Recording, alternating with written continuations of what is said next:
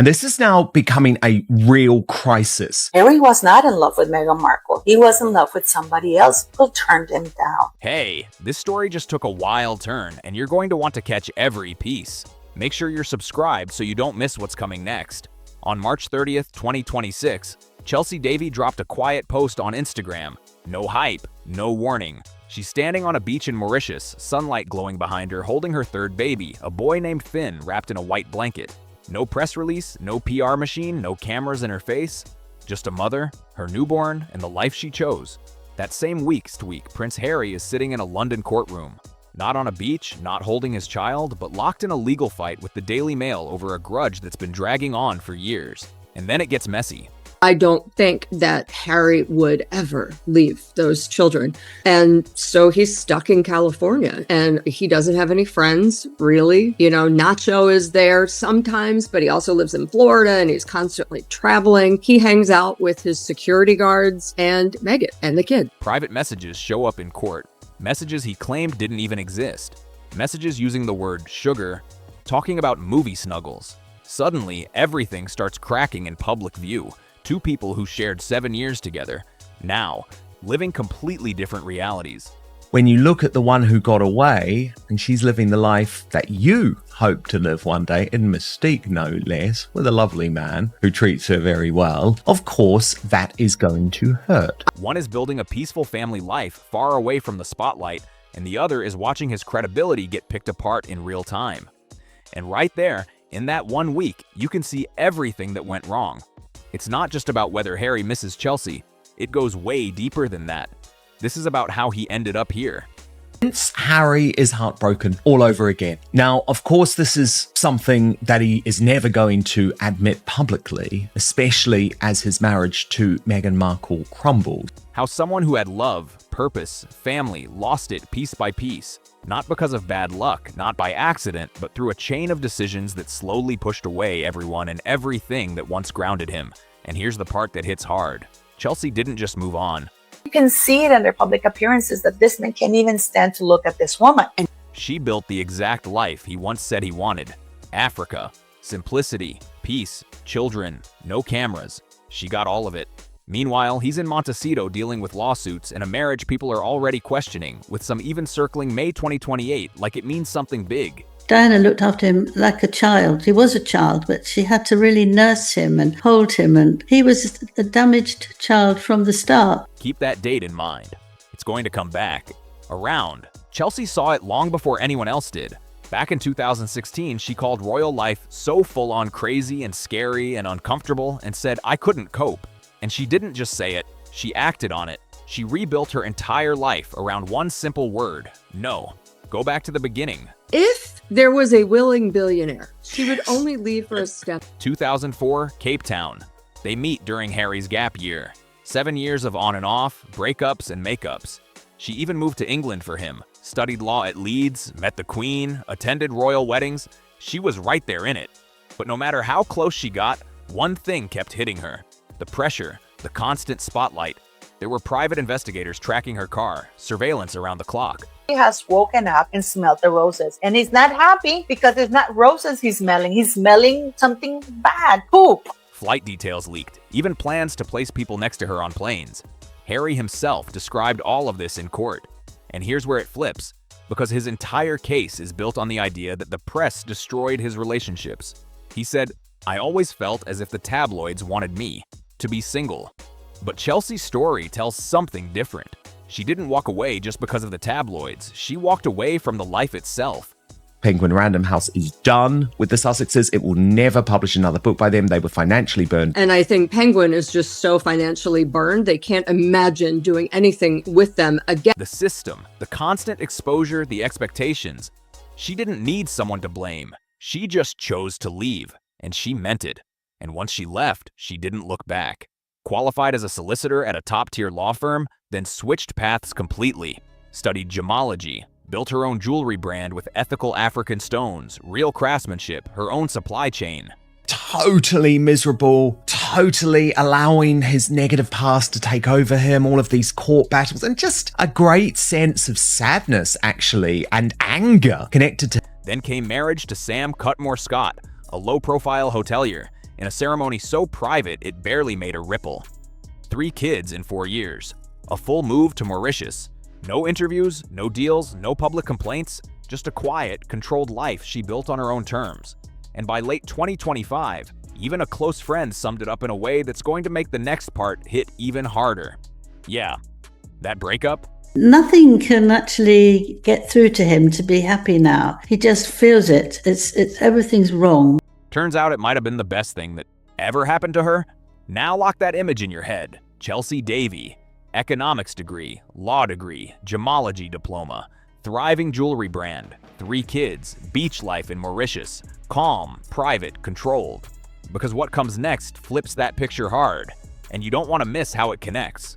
It's usually a 6-month period for Meghan's mask to slip, and then she turns. And you can go in one day and not know anyone that you had been working with weeks before. Here's where things start to look less like coincidence and more like a pattern, a real playbook. And once you see it, it's hard to unsee. Start with the friends. Tom Skippy, Harry's closest friend from Eton. Not just some casual connection. This was his inner circle. Yeah, he loved her a lot, and she really loved him, and they had great fun together. And he liked it because she wasn't worried about the royal family. That wasn't a big deal for her. She just fitted in very easily. He warned Harry things with Meghan were moving too fast. And just like that, he's cut off. Not invited to the private wedding reception. Tatler didn't sugarcoat it either. They said Skippy advised Harry not to marry Meghan and paid the price. That's not a simple disagreement. That's straight up banishment. Then it spreads. One by one, more friends gone. Royal correspondent Katie Nicholl described it as a code of silence. Talk to the press and you're out. No debate, no second chances, just gone. Then comes family. She was love-bombing him, completely love-bombing him, playing along with all their plans at the time. And this is where it gets heavier. Harry himself admitted on camera he lost a few friends during all this. A few? That word feels small compared to what actually unfolded. Reports say William told a friend he absolutely hates Harry. William will never, ever forgive Harry for what he has done. That's not rumor floating around. That quote stuck because of how direct it was. And it didn't stop there. Even the military circle, people who shared real experiences with him, started pulling back.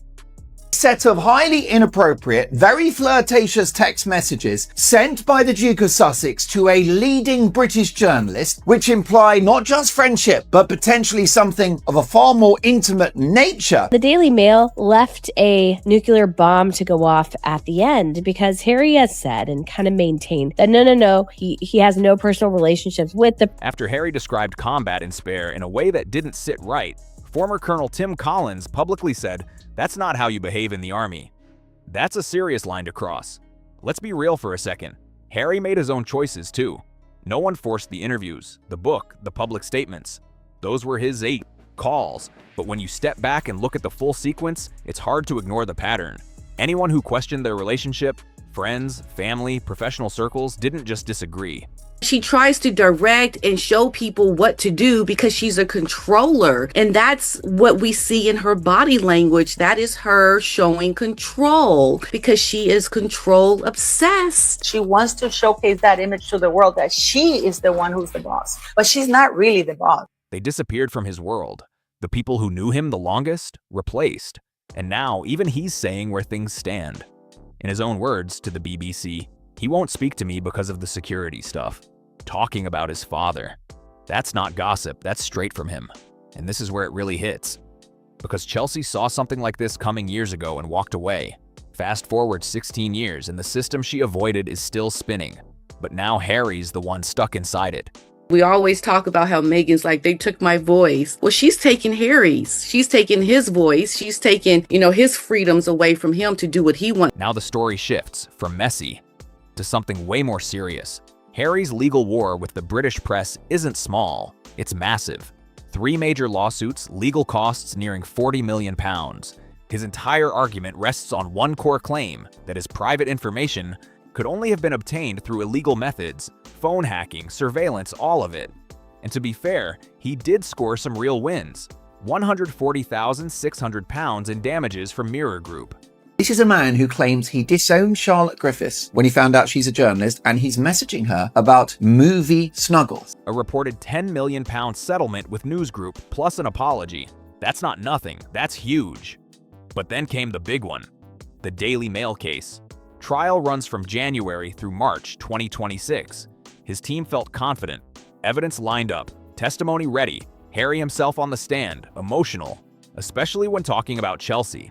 Then everything starts to shift. They feel a little bit used. They're using Montecito as a community for their brand, but they're not really involved in the community. During cross-examination, he's asked about Charlotte Griffiths. Under oath, he says, "I met her once at a weekend."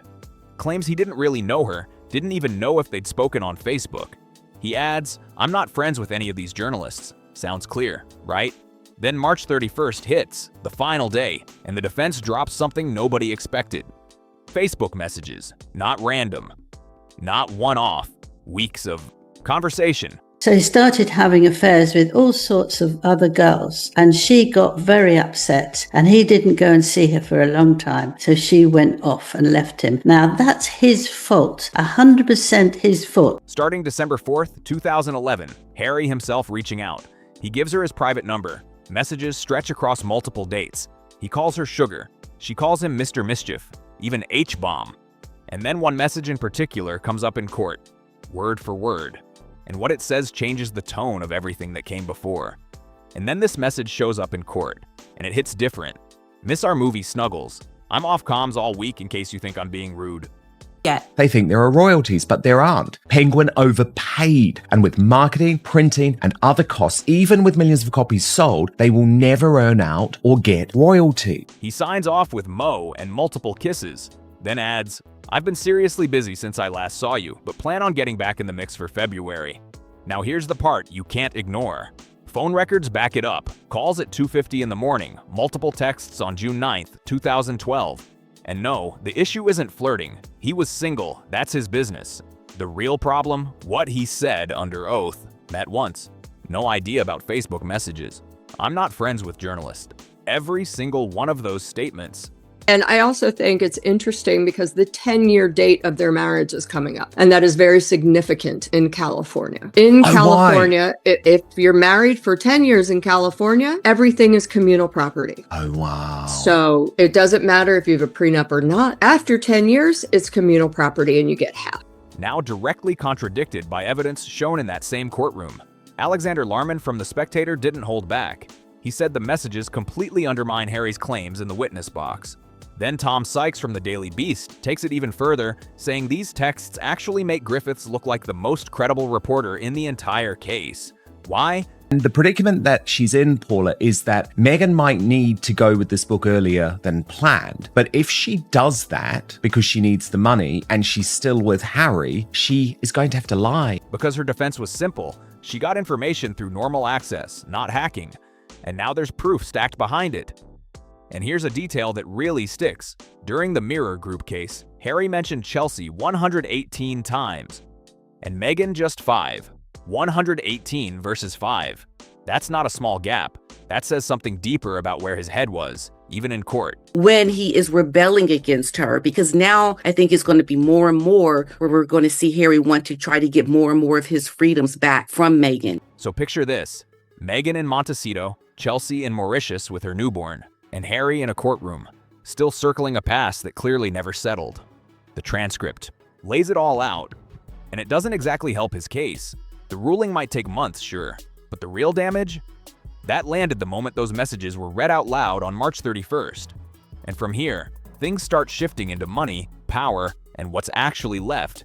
Because now the question isn't just credibility, it's sustainability. Let's break it down. Spotify, gone. $20 million deal, signed in 2020, ended in 2023 after just 12 episodes. And it didn't end quietly. Bill Simmons called them grifters on a podcast heard by millions. That label stuck. Netflix? Not what it used to be.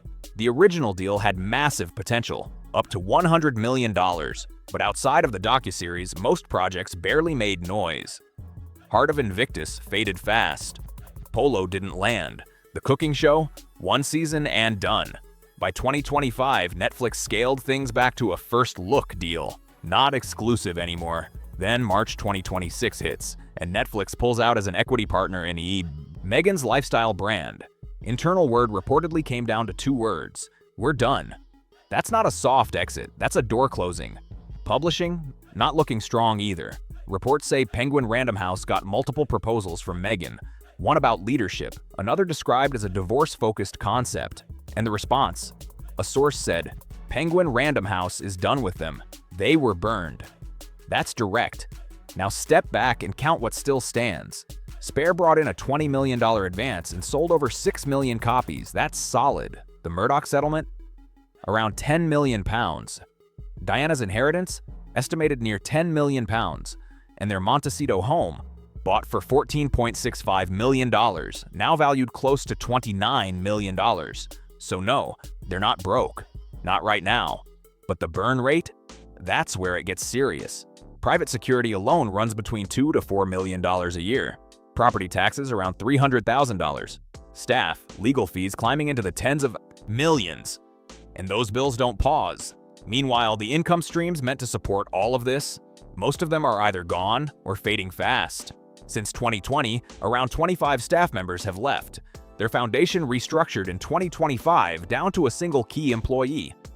Longtime aide James Holt. Gone by December that same year. Even their PR team, 11 professionals in and one after another, walked away. And then there's one detail that keeps coming back. And this isn't rumor, this is law. In California, once a marriage hits 10 years, it's considered long-term. That means courts can order spousal support with no fixed end date. No automatic cutoff, ever. Harry and Meghan married May 19th, 2018. The 10-year mark, May 19th, 2028, just 25 months away. That date again.